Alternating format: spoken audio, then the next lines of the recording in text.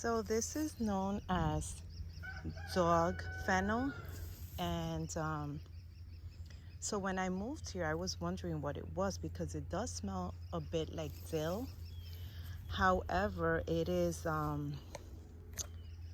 toxic. So we I leave it here just because I did learn something new about it.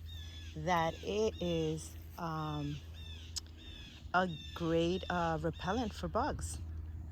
So it is said that if you rub it, if you take a piece and rub it on your skin, the bugs will leave you alone, especially the mosquitoes, or you could burn it. So it's not good to consume. Although I heard in a video that somebody was saying that you can make tea. I wouldn't, if it's toxic, I would not use it for anything else other than repel bugs. But what a natural way to deter bugs while you're in the area. You could burn it or you could rub it. Another way you can also make like a repellent with some either witch hazel or alcohol, and the leaves, you put them in a jar and then just leave them there a couple of weeks, let it sit there, and then just strain it and put it in a spray bottle, and that's a natural repellent. So there's a lot of things in the garden that we might think is a weed, and I don't necessarily think that way. I think everything is made for something other. Either it feeds an animal, so we're pulling weeds out. Something may be medicinal, and we could use it for something. So just do some research. There's a lot of things that are herbs that are growing, or what some people call weeds, are growing in the garden, and they're good for something. I've learned so much since I moved here, and there's tons of stuff here that you could use either for colic, rheumatoid, inflammation.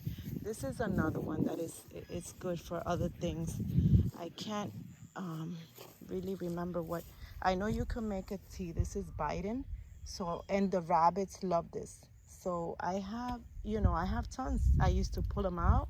At first I thought it looked similar to chamomile, but now I'm like, if it's medicinal, just leave it. Leave it. You could use it for if you can't have access to medicine, why not leave it?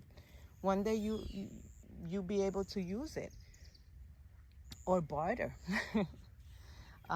But there's a lot of different things in the yard, and I try to Google it. I have a herb book with different type of herbs. That there's another one I have growing, stinging nettle. I think I made a video about that.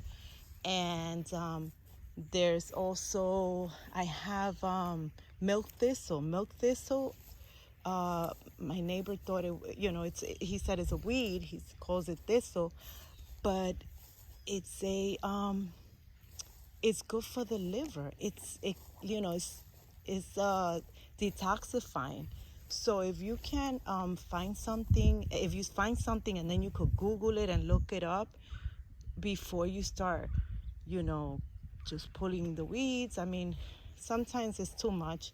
I do pull the dogweed